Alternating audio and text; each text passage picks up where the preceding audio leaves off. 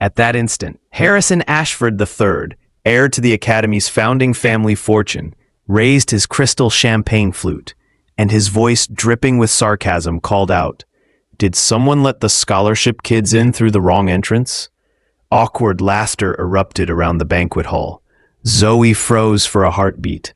Her heart stung by the unexpected insult, but she quickly composed herself.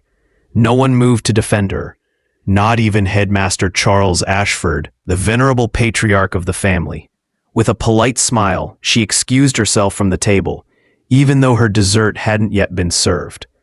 Word of the $1.2 billion partnership between Victoria's media conglomerate and the Ashford Educational Foundation spread like wildfire through the business world.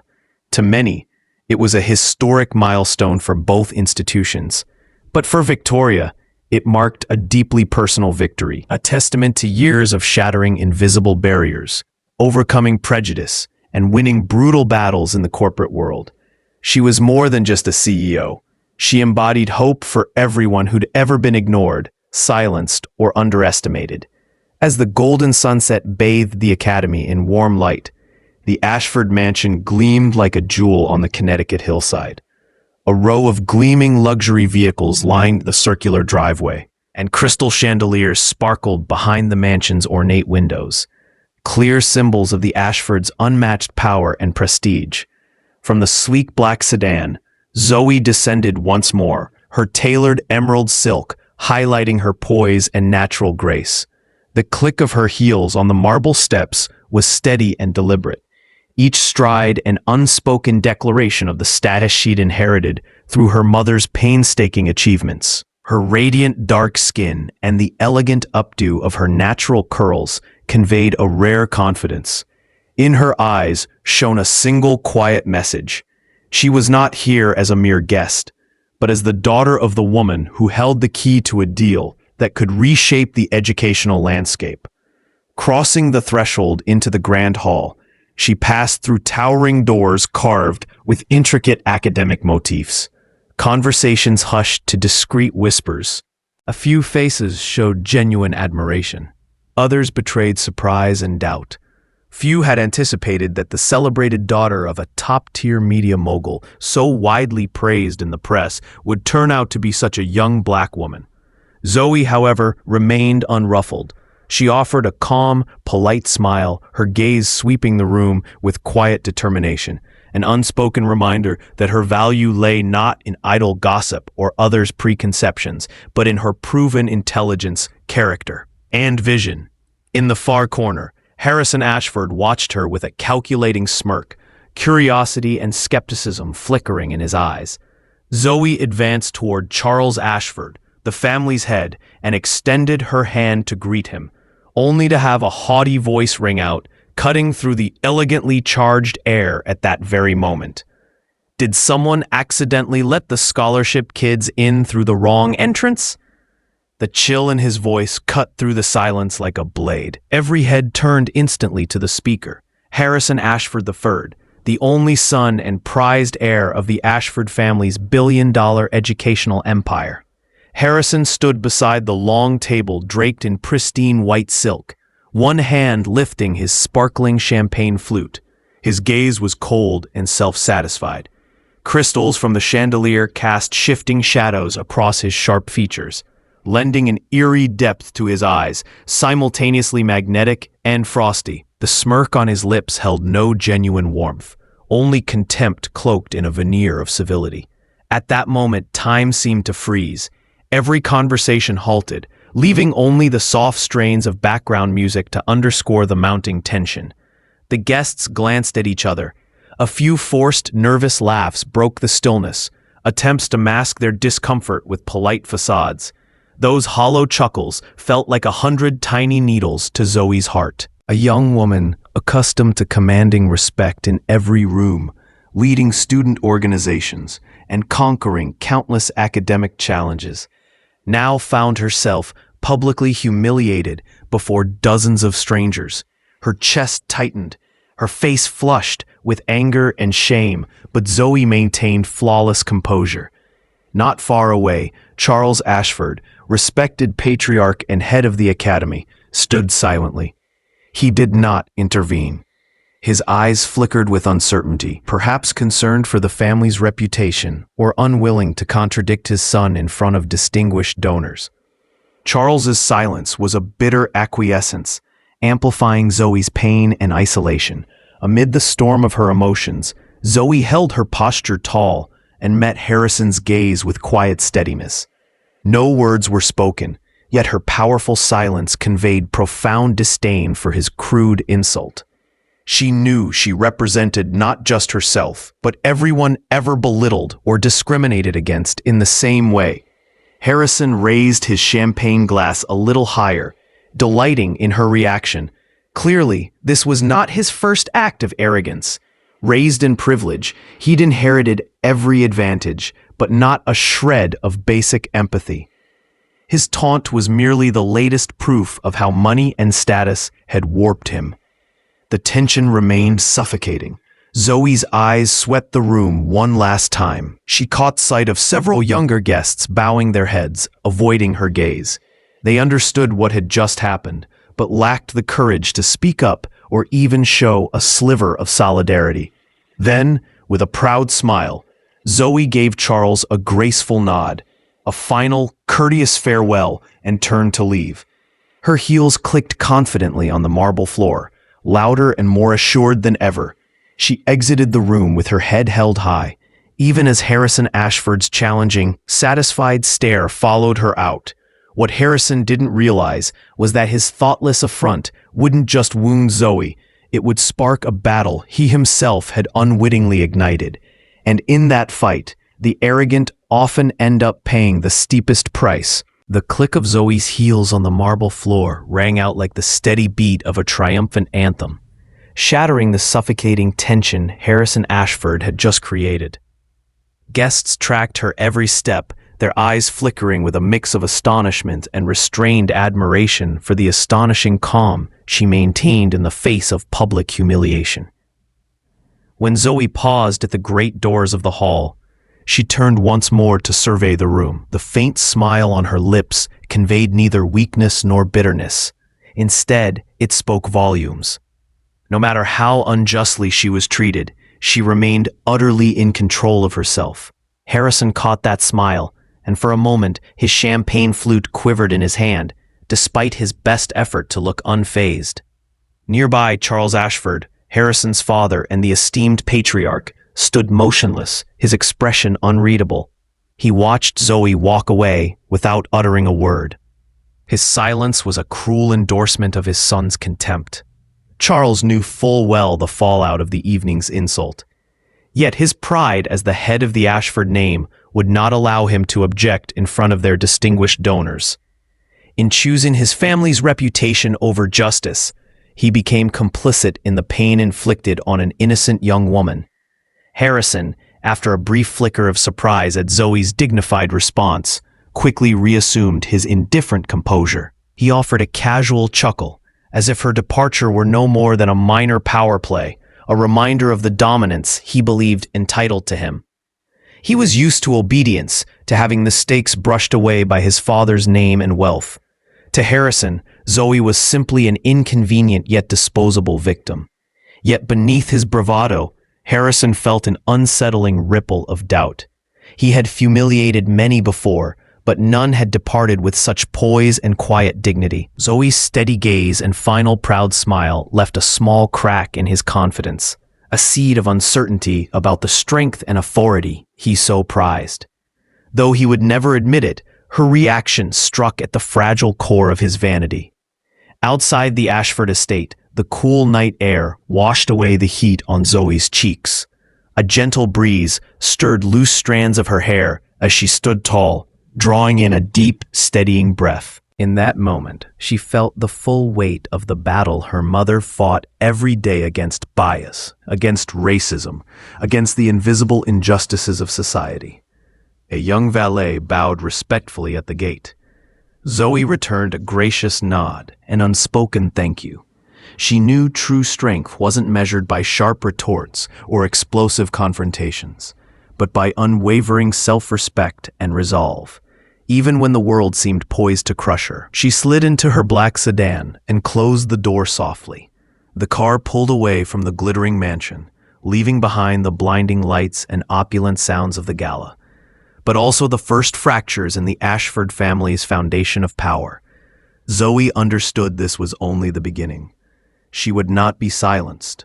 Rather than engage in petty revenge, she would wield her integrity and intelligence to secure the ultimate victory. Inside the hall, Harrison Ashford raised his champagne glass with practiced ease, determined to push down the uneasy flutter in his chest. He could not yet see that Zoe Williams's composed defiance had set in motion a reckoning far more costly than anything he had ever imagined. The sedan glided quietly through the gates of the Ashford estate, fading into the darkness of the deserted streets. Zoe leaned back in her seat, her eyes half closed, but her mind racing. She had believed that calm and composure would feel like victory when she left the gala. But instead, she now faced an intense, tension-filled inner battle. As soon as she stepped into her family's downtown penthouse, her phone buzzed with an urgent message from her mother. "We need to talk right now. It's very serious." A single line, yet enough to show that tonight's fallout was already spreading and would not be easily contained. Zoe sat by the large window, watching the city lights flicker in the distance. Her phone kept lighting up with messages from family friends, board members, worried, anxious, all urging her mother to get back to the table and salvage the $1.2 billion deal they believed could transform both institutions' futures. But Zoe knew that returning meant bowing to the humiliation Harrison Ashford had inflicted. Her heart wouldn't allow it. The night wore on, but sleep wouldn't come. The room lay in darkness and absolute silence, a stark contrast to the turmoil in her mind. Memories of wounds she'd witnessed her mother hide for years surged back, vivid and painful, as if they'd happened only yesterday. She remembered her mother's first day at a prestigious business school among students from wealthy families. The contemptuous glances, the whispered cruel remarks behind her back, the stifled giggles as she walked the long corridors, all still echoed in their family's memory. Back then, Victoria vowed never to let anyone belittle her or her family again. She would prove that skin color and background could never define a person's worth. Those memories mingled with Harrison Ashford's arrogant face from tonight, fortifying Zoe's resolve. Yet her heart ached whenever she recalled Charles Ashford's look, the look of a father who refused to stand up for what was right, silently watching his son humiliate another to preserve the family's hollow honor. Zoe wondered, was the power of money and status really worth more than self-respect and dignity? Her phone lit up again. This time a call from her mother, Victoria Williams. Zoe hesitated, then answered. "Zoe, the board is on edge. Some members want an emergency vote to reverse our decision. They say we can't afford to lose such a huge partnership." Victoria's voice wavered with concern. "Mom, I understand," Zoe replied calmly, though her chest tightened. "But if we give in now, everything we've built, our ethics, our integrity, the honor of our family will mean nothing." "I know," Victoria said hesitantly, "but are you sure this is the best move? Sometimes you have to accept a bit of pain to achieve something greater." Zoe shook her head slightly, her voice soft but resolute. "No, Mom, not this time. No one has the right to trade dignity for money, whether it's $1.2 billion or more." When the call ended, Zoe sank back into her chair, exhaustion pressing down on her shoulders. Outside, dawn was breaking, driving away the darkness, but unable to soothe her inner turmoil. The sleepless night had been one of the longest of her life. Yet, it would also decide her fate and that of her family's company. Deep down, Zoe knew this choice would bring enormous challenges and hardships, but she also understood that sometimes the hardest decisions are the right ones, choices she would never regret. Meanwhile, in the opulent Ashford mansion, Harrison Ashford also spent the night awake. Unlike Zoe, his restlessness didn't stem from moral conviction, but from a vague unease and growing doubt. For the first time, Harrison realized that his power and wealth could not buy everything, and that realization angered him more than ever. The first rays of dawn filtered through the floor-to-ceiling glass, illuminating Victoria's steadfast expression as she arrived at her office. A sleepless night had left her weary, but it had also crystallized her resolve more clearly than ever. For her, there was no choice but to face every challenge head-on. At precisely 7 a.m., Victoria entered the company's grand boardroom, where the board of directors and senior executives were already assembled. Each face reflected anxiety and doubt. The atmosphere was taut, every breath seeming heavier than the last. Victoria stood before them, her gaze sweeping slowly across familiar faces. In that moment, she realized how many had lost their conviction, how easily they were willing to yield to the material pull of a $1.2 billion deal. They had forgotten that the values they stood for mattered more than money. Her calm, clear voice broke the oppressive silence. I know you all understand what happened last night at the Ashford Gala, and I know this $1.2 billion partnership is a tremendous opportunity, but I cannot and will not sacrifice our dignity and principles for money. The room immediately erupted. David Chen, the CFO, jumped to his feet, his tone sharp with frustration. Victoria, you can't make that call unilaterally. This directly affects the company's survival. Victoria remained perfectly composed, her eyes unwavering on David. David, I appreciate your concern, but the reason this company has thrived is because we never compromise on justice or respect for others. Partnering with the Ashfords now would betray the very values we've built. That's purely personal emotion, interjected Patricia Hayes, a veteran board member.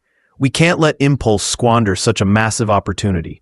A brief apology from the Ashfords would be more than enough.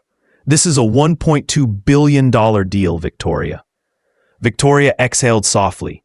Patricia was right about the business side, but wrong on ethics. She gave a firm shake of her head. This isn't about feelings, Patricia. It's about respect and integrity. A perfunctory apology won't undo the public humiliation my daughter endured. David's brow furrowed, his voice edged with worry. If we walk away, our share price will plunge. How do you plan to explain that to our shareholders? I'll tell them we don't do business with cowardice, Victoria replied instantly, her voice steely. We do business with honor and integrity. That is what will sustain and grow this company. The boardroom fell silent once more. But this time it was a silence of contemplation. Even those who disagreed felt the power of Victoria's words. Elsewhere in his private office, Harrison Ashford watched the unfolding crisis on his phone with a smirk. He reveled in the board's turmoil, confident Victoria would soon buckle under internal pressure.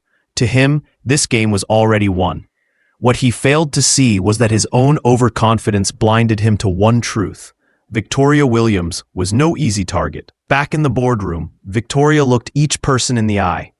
I'm not asking for unanimous agreement, but as the leader of this company, I am officially withdrawing from the Ashford deal, and I accept full responsibility for any fallout. Her clear, forceful declaration silenced the room. Everyone recognized it wasn't just a personal statement.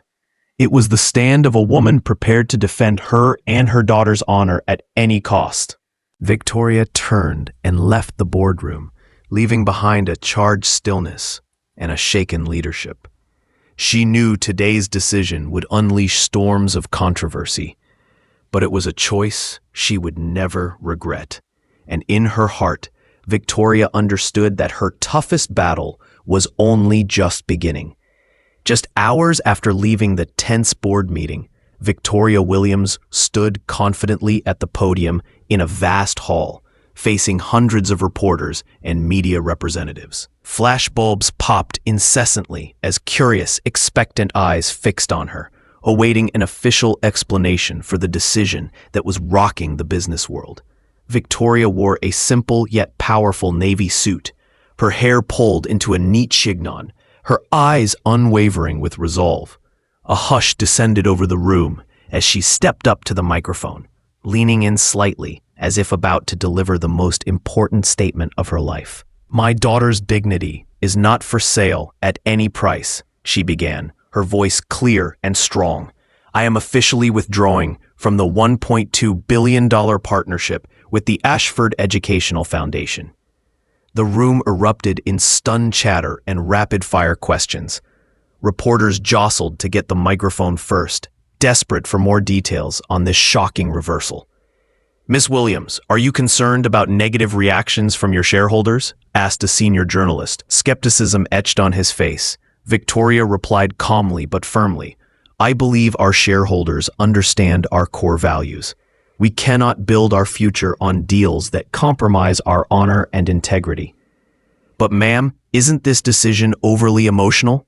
Some say you're letting personal feelings override the company's best interests," pressed a young female reporter. Victoria met her gaze without flinching. "If defending one's child and self-respect is called emotional, then yes, I am acting on emotion. But I firmly believe that in business and in life, certain principles must never be broken, no matter the reason." Backstage, Marcus Thompson, Victoria's close friend and the company's vice president, watched with a mix of concern and pride. He knew Victoria was doing what few leaders dared, standing up for principle in a world where profit always takes precedence. Meanwhile, in the grand office of the Ashford mansion, Harrison Ashford watched the press conference live, his face hardening with rage and unexpected anxiety. Victoria's bold statement struck at the very core of his pride, making him realize for the first time that his presumed control was slipping. "She really went through with it," he muttered, anger rising. He was used to people caving to the Ashford name, but Victoria Williams had caught him completely off guard. Back on stage, the press conference continued to crackle with tension as reporters lobbed piercing questions about racism, discrimination, and ethics in educational institutions. Victoria answered each one with calm intelligence, making clear that her decision was not a hasty impulse, but the product of a profound struggle with her deepest values. A renowned anchor from a major network asked the final question in a sincere tone. "Ms. Williams, what message would you like to convey to young people of color, especially those facing discrimination and pressure from powerful institutions like the Ashford family?" Victoria looked directly into the camera, her voice dropping to a resonant conviction. "My message is this: no one has the right to define your worth by your race, gender, or background. True success isn't measured by how much money you make, but by how much dignity and integrity you preserve in the face of challenge and pressure." Her words spread instantly, dominating news coverage and igniting social media with millions of shares, praising her courage and uncompromising stance. On stage, Victoria remained unwavering, her expression unshaken. She knew storms still lay ahead, but in this moment she understood more clearly than ever. It's not about avoiding the storm, but having the strength to face it and emerge with your self-respect and core values intact. Just hours after Victoria's powerful declaration still dominated the headlines and reverberated through the business community, an unexpected twist, one Harrison Ashford never saw coming, completely upended the confrontation. That very night, as Harrison scrambled to douse the first flames of the crisis, his phone buzzed non-stop with alerts. A short video, barely 2 minutes long, was being shared at lightning speed, amassing millions of views within hours. Heart pounding, Harrison hit play and watched himself standing in that opulent ballroom, champagne flute in hand, arrogantly sneering. Did someone accidentally let the scholarship kids in through the wrong entrance? The footage, shot discreetly, most likely on a guest's phone, captured the exact moment of his insult. Someone he'd never noticed, an invisible bystander in his eyes, now held the proof that would shake the Ashford empire to its core. Within hours, the clip had gone viral. Flooded with scathing criticism, the hashtag "Respect is Priceless" trended across every major social platform, fueled by public outrage. Social media users denounced Harrison's arrogance and racial bias, demanding a public apology from the Ashfords, and even calling for a boycott of all the family's educational institutions. At Ashford headquarters, pandemonium erupted. The communications team was besieged by calls from the press and major donors, all demanding an explanation. The foundation's endowment value plummeted as institutional investors panicked and withdrew support. In a single night, the wealth and reputation the Ashfords had built over decades teetered on the brink of collapse. Seated in his expansive office, Harrison stared at his phone, first in disbelief, then anger, and finally in fear. How had this happened? Who had dared betray the Ashford name? Who dared challenge his absolute authority? In his mind, Harrison had never believed himself wrong. Power and privilege were his birthright. He was used to people bowing to him, to every misstep being covered up by his family's influence. Yet now that video laid bare all the hypocrisy he'd carefully hidden for years.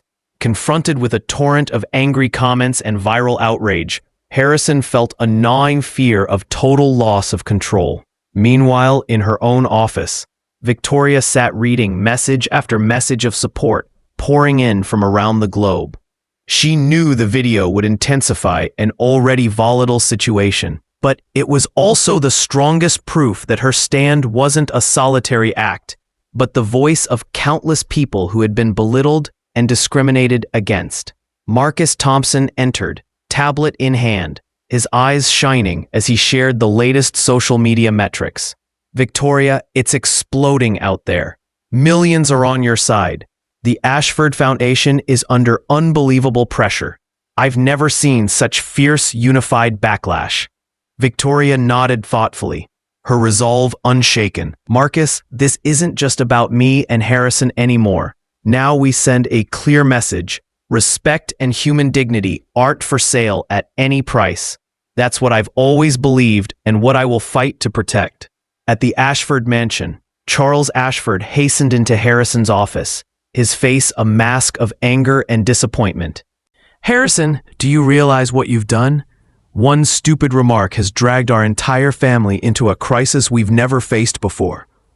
Harrison looked up, trying to steady his voice. Father, I'll get this under control. I just need a little more time. Control? Charles cut him off, fury in his tone. This isn't something money and power can just sweep under the rug. You've gone too far this time.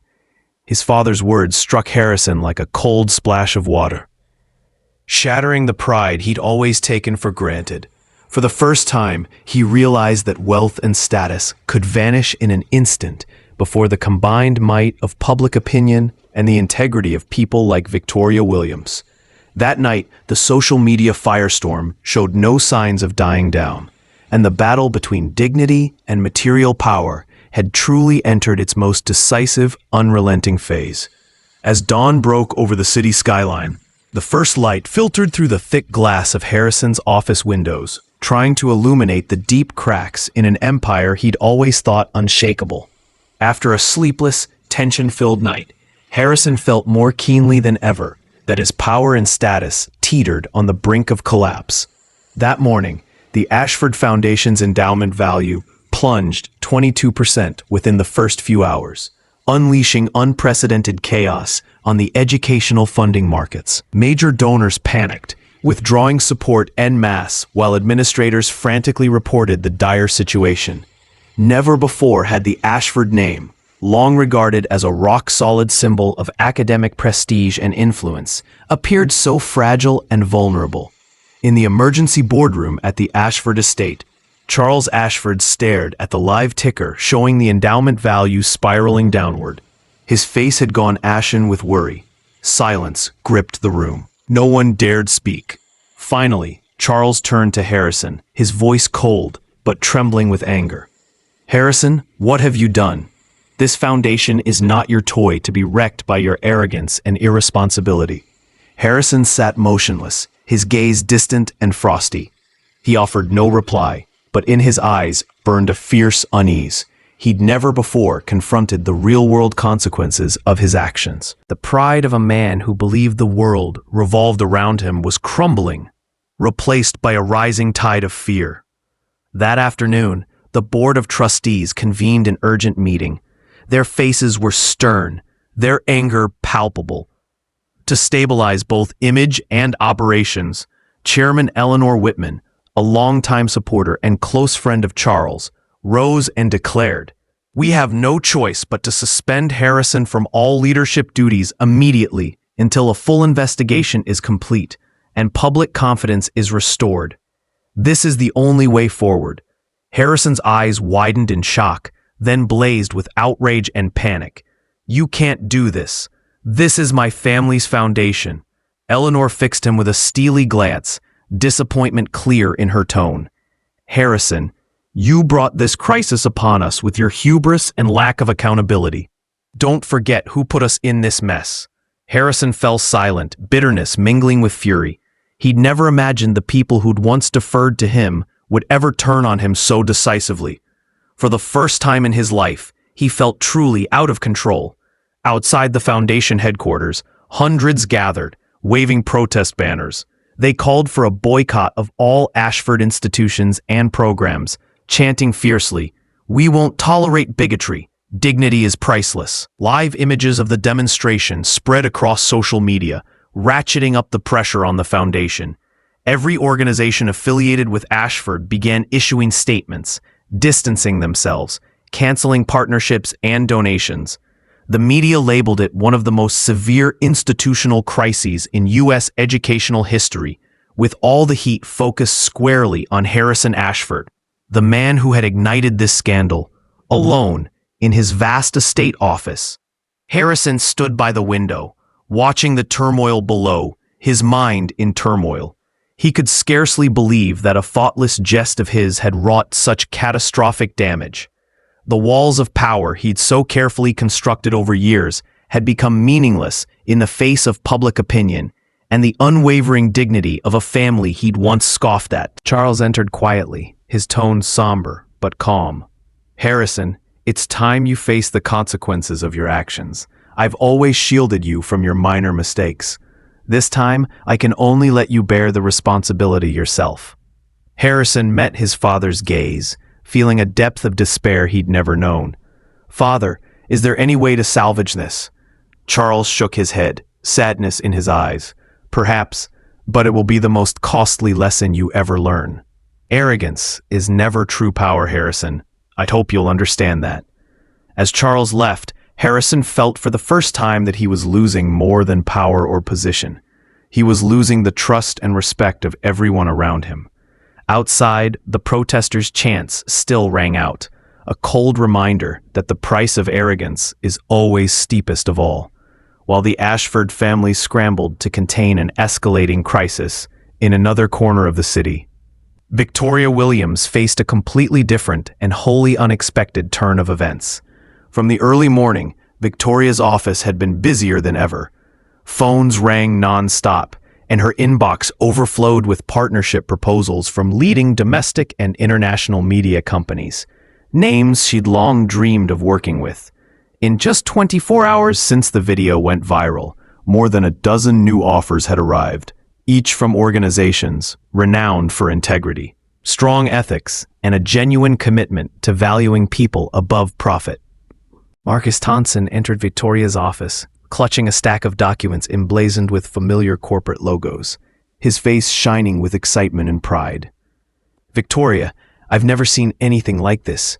Major players like Global Broadcasting Network, Meridian Entertainment, and Pinnacle Media Group all want to partner with us. They're drawn to your integrity and unwavering stance."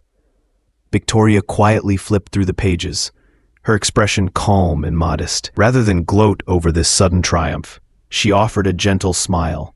"Marcus, you know, this isn't my victory alone. It belongs to everyone brave enough to stand up for dignity and principle. I'm just one small part of it." "But Victoria," Marcus said earnestly, "your courage and your refusal to back down inspired so many. You've shown everyone that some values are worth more than money." Victoria gazed thoughtfully out the window. "I understand that, Marcus, but life and our work don't stop at this victory. We still have so much to do, and our responsibility now is greater than ever." While Victoria maintained her composed professionalism, declining all interview requests and public appearances, the media grew even more impressed with her quiet strength. Social channels buzzed with praise for her humility and noble character, turning her into a symbol of courage and ethical conviction in business. Elsewhere, Harrison Ashford monitored the news of Victoria's remarkable resurgence with bitter indignation. Just days ago, he'd believed he could control everything. But now, everything had unraveled. Not only had Victoria weathered his affront, she'd emerged far stronger than before. Every compliment she received felt like a direct indictment of him, a constant reminder of his humiliating failure. Worse yet, prestigious companies lining up to back Victoria served as a silent rebuke to the Ashfords. Firms that once hesitated to work with the family now flocked to Victoria Williams, a woman Harrison had once dismissed. "This is ridiculous," he muttered in impotent rage. "I can't believe one careless comment handed her such an easy victory." Yet deep down, Harrison realized this wasn't a trivial mistake. It stemmed from his arrogance and contempt, and that kind of error carries a steep price. Back at her office, Victoria meticulously reviewed each proposal, prioritizing partners who not only had financial clout, but shared her company's core values. In her mind, the goal wasn't to capitalize on this momentary triumph, but to ensure consistency in her actions and the principles she'd always championed. 1 week later, Victoria officially signed alliances with several of the most reputable firms, deals that far exceeded the value of the original $1.2 billion agreement, representing a new, more sustainable path forward. Though her spectacular success drew widespread admiration, Victoria remained humble and spoke no word of self-congratulation.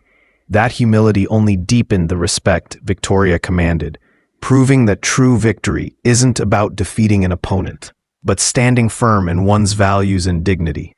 In this silent battle for integrity, Victoria Williams didn't just rise. She broadcast a powerful message no one could ignore. That evening, as soon as the new partnership agreements were signed, Victoria Williams received a special invitation from the organizers of the Global Leadership Summit, an esteemed gathering of leaders, social activists, and successful entrepreneurs from around the world. This year's theme was one that never grows old, but always demands deep reflection: the cost of dignity. That night, Victoria stepped onto the vast stage in front of thousands of attendees. Soft spotlights illuminated her elegant navy suit. Her face was calm, but her eyes glowed with inner strength and determination. The hall fell into absolute silence, as if every person sensed the power of the moment. She began, her voice clear yet gentle, carrying an invisible force that held everyone rapt. Dignity is something we should never treat as a commodity to be bought or traded. Yet in life, we are often confronted with a choice. Should we sacrifice our dignity and self-respect in exchange for what we call success? I stand before you tonight, not because I have always made the right decisions, but because I too once faced that choice, and I learned that dignity carries a very high price. She paused, gazing warmly around the room, forging an unspoken connection with each listener. Many of us might think that dignity is a luxury, reserved only for those who already have everything. But I want you to understand that dignity belongs to each and every one of us, and no one can take it away unless we allow it. Victoria then shared her own story with the Ashford Foundation, delicately but candidly, painting a vivid picture that resonated deeply. Not long ago, I believed success was measured by multi-billion-dollar contracts and partnerships with the powerful, but I was wrong. True success isn't the number on a contract. It's our ability to stand firm in the face of challenges to our self-respect and to demand respect for our children and ourselves. Her speech reached an emotional crescendo as she drove home her central message. Success, Victoria continued, her voice rising with passion, is not about bending to those who would diminish us. It's about teaching our children that their worth cannot be negotiated, their dignity cannot be purchased, and their voices matter in rooms where they were never expected to speak. The audience erupted in thunderous applause, many rising to their feet. Victoria's words had struck a chord that resonated far beyond the auditorium walls. As she concluded her speech, she looked directly into the cameras broadcasting live around the world.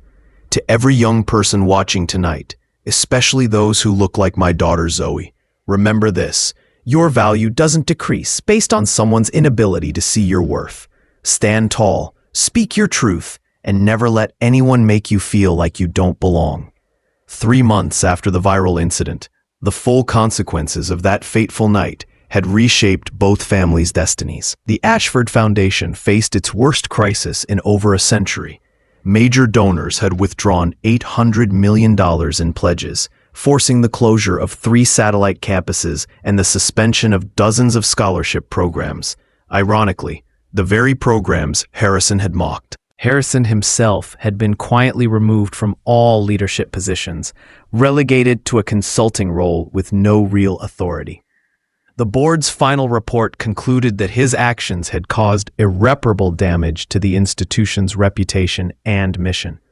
Charles Ashford, once proud patriarch, now spent his days attempting damage control, his health visibly deteriorating under the stress. In a surprising turn of events, Eleanor Whitman, the board chairman, reached out to Victoria with an unprecedented proposal. Would she consider joining the Ashford Foundation's advisory board to help rebuild its commitment to diversity and inclusion? The offer came with a formal, public apology from the entire board for Harrison's conduct. Victoria considered the offer carefully. After consulting with Zoe, who had returned to her studies with renewed confidence and purpose, Victoria accepted, but on her terms. She would join only if the foundation established a new scholarship program, specifically for underrepresented students, funded by redirecting money from the family's personal endowment. 1 year later, Victoria stood once again in an elegant ballroom, but this time at the inaugural gala for the Williams Ashford Dignity Scholarship Program. The program had already awarded full scholarships to 200 students who embodied academic excellence and moral courage. Zoe, now a freshman at Harvard, had declined her early admission to Ashford Academy, choosing instead to attend a school that had recruited her not despite her background, but because of her character and intellect. She served as the scholarship program's first student ambassador.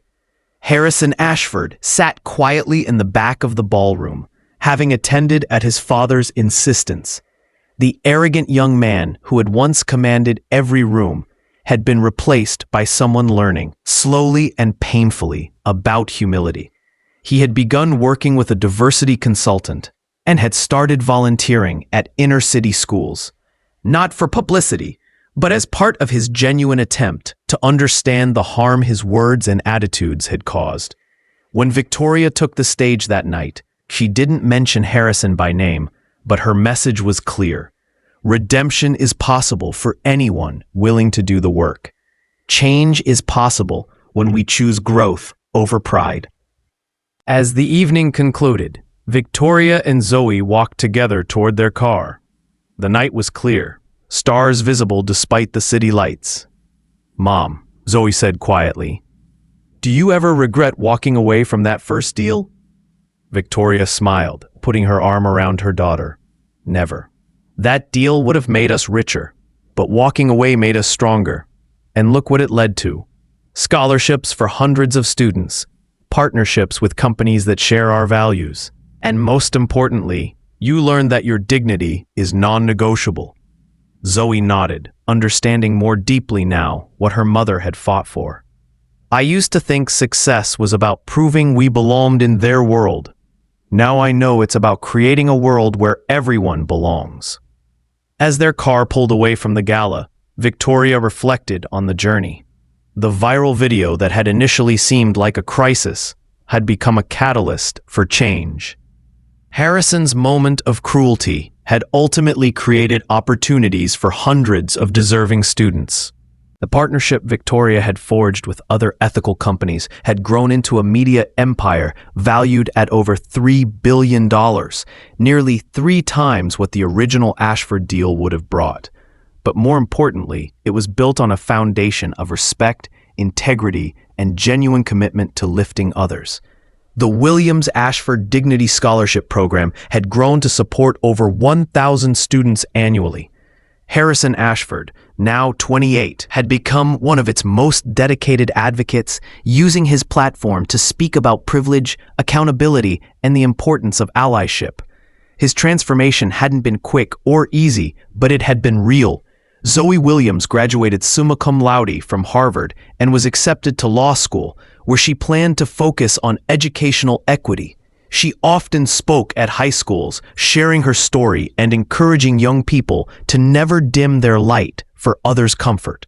Victoria Williams was named to Time magazine's list of the 100 most influential people, not for her business success, but for her unwavering commitment to dignity and justice. Her company had become a beacon for ethical leadership in corporate America. The ballroom where it all began, where a young woman was publicly humiliated for the color of her skin, now hosted an annual celebration of diversity and excellence.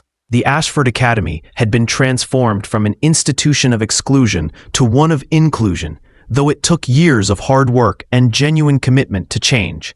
In her final interview about the incident, Victoria Williams said, "People often ask if I would do it all again, knowing the cost. I tell them, dignity isn't something you choose when it's convenient. It's something you choose especially when it's costly." That night, my daughter learned that her worth isn't determined by others' prejudices. That lesson was worth more than any business deal could ever be. The story that began with cruelty ended with transformation, proof that sometimes the most painful moments can become the catalyst for the most meaningful change. In standing up for her daughter's dignity, Victoria Williams had not only protected her family's honor, but had created a legacy that would impact thousands of lives for generations to come. The price of dignity, she had learned, wasn't what you gave up to keep it. It was what you gained when you refused to let it go. If you love the story, don't forget to like, subscribe, comment, and share to people around you. See you in my next video.